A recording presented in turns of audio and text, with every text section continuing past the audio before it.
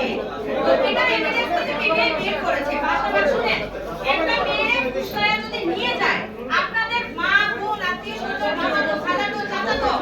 অনেক মেয়ে আছে না গার্ডিয়ান থাকার পরেও চলে যায় ছেলের হাত ধরে অস্বীকার করতে পারবেন কারণ পরিবার থেকে একটু যায় নাই সাংবাদিকরা কোনো কখনো মিথ্যাচার করি না এটা আপনি হয়তো ভাইয়া আপনি করেন নাই না আপনি করেন নাই ইউটিউব বিভিন্ন শুনে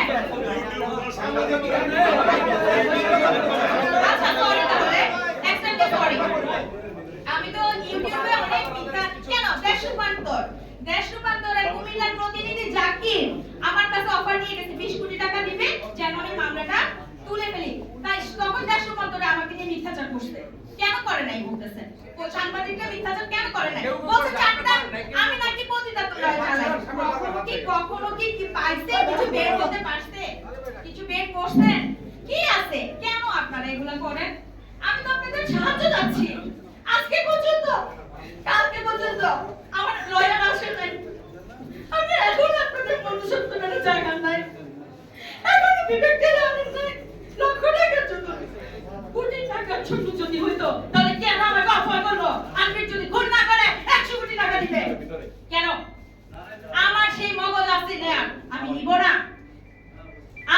আমাকে মেরে ফেলতে পারবে কিন্তু বিক্রি আমি হব না আমি যে লোকের মেয়ে আপনার কুমিল্লাকে খবর নিয়ে আমি কান নিয়ে যে বাবা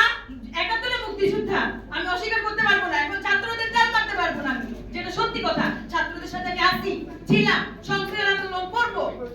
সামনেও করছি কিন্তু কেউই সহিংসতা কাম্য করে না আমার বোনেরটা ছিল ভুল আপনারা যেটা করছেন সেটা অন্যায় আমি যেটা করছি আমরা সবাই যারা করতেছি এখন সেটা অন্যায়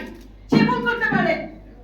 সে অন্যায় করে নাই আপনারা ওরে ক্ষমা করা উচিত এখন পর্যন্ত দেখতেছেন আমি আদালতের দুয়ারে দুয়ারে আমার কত ছেট হুমকি কত কিছু এগুলো আপনাদেরকে একটু বিবেক নাড়াবে না একটা মনুষ্যত্ব নাড়াবে না ভাই আপনি চিনি আপনি কি এখন একটু বিবেক নাড়াবেন আপনি ফ্যামিলি নাই ভাই না দেন একটু বিবেক টাকা দেন না ভাই বসুন্ধরা থেকে টাকা দেন একজন এরকম টাকা নিয়ে দূরে থেকে আমরা দেখে আপনাকে টাকার লোভ আসে না না আমার বোনের লোভ আসে আমার ব্যক্তিগত স্বার্থ এটা কোনো রাষ্ট্রীয় স্বার্থ না ব্যক্তিগত স্বার্থ ওই স্বার্থে আমি আমার বোনের বিচারের জন্য আমি অনেক আমার প্রিয় যেহেতু বঙ্গবন্ধু শেখ মুজিব ওনার মেয়ের কাছে আমি 26 পাতার আবেগঘন চিঠি লিখছি একবার সেন্ড করি নাই অনেকবার সেন্ড করছি এখন আইন যে উপদেষ্টা ডক্টর আসিফ নজরুল উনি একটা বক্তব্য রেখেছিলেন মুনিয়াকে নিয়ে তখন এখন যেহেতু উনি আইন উপদেষ্টা সেই জন্য আমি ওনার কাছে আমার এই বার্তা পৌঁছানোর জন্য আজকে আপনাদেরকে ডেকে আনা আপনাদেরকে ইনভাইট করা আপনাদের কাছে আমি আমাকে সুপর্দ করা ধন্যবাদ আমি একজন আসামির মতোই আপনাদের কাছে আমি জানি আপনারা হেস্তনেস্ত করবেন অনেক কিছু করতে পারেন আমি আমার জীবনটা নিয়ে আসছি আপনাদের ক্ষমতা আছে জীবন নেয়ার জীবন দেওয়ার হয়তো ক্ষমতা নাই আপনারা সেটা পারবেন কিন্তু আমি এখন একটু বলবো যেহেতু বাবা মা থাকার পরেও একটা মেয়ের শাসন এখন এই যে ছাত্র আন্দোলন হচ্ছে তাদের মায়েরা শাসন করতেছে না রাখতে পারতেছে ঘরে আমার বোনটা ভুল করছে